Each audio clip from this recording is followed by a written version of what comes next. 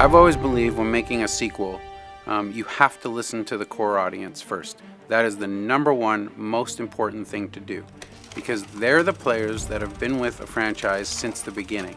And they're the ones paying attention. They're the ones hoping and wishing that their favorite features will be put in the game or improved. Things they didn't like are going to be fixed. And they're the ones you have to make sure you're talking to. And we're still going to be doing that right up until launch and beyond to make sure it's the game the core want.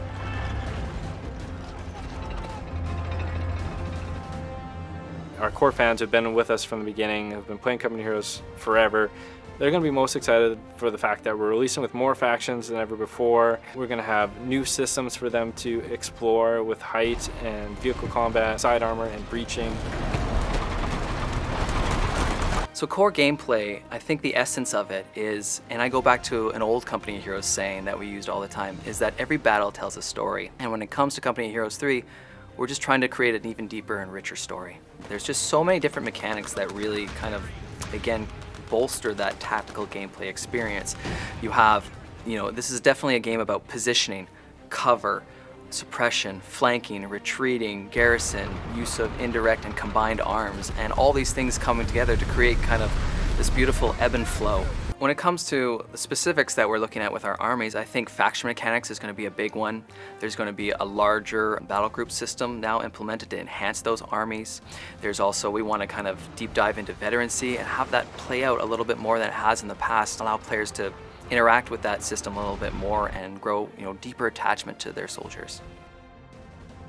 Some of the other innovations that we've already talked about is side armor for tanks. So that's going to be a big part of our vehicle combat gameplay, and that is going to be amazing for making it a bit easier for the player to make those dives and those flanks, and also just feel more rewarding to the player when they pull off an exciting flank.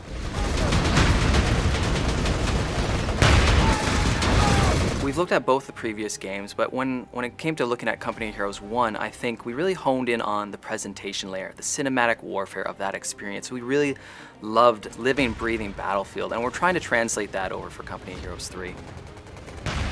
For me, as a Company Heroes player, that gets me most excited is the diversity that we're adding to these armies. Developing these armies with the community right from day one, that has allowed us to add whole new levels of depth and diversity to these armies, and I think players are really going to appreciate that, not only in the competitive scene, but even our comp stompers and right to our campaign players as well.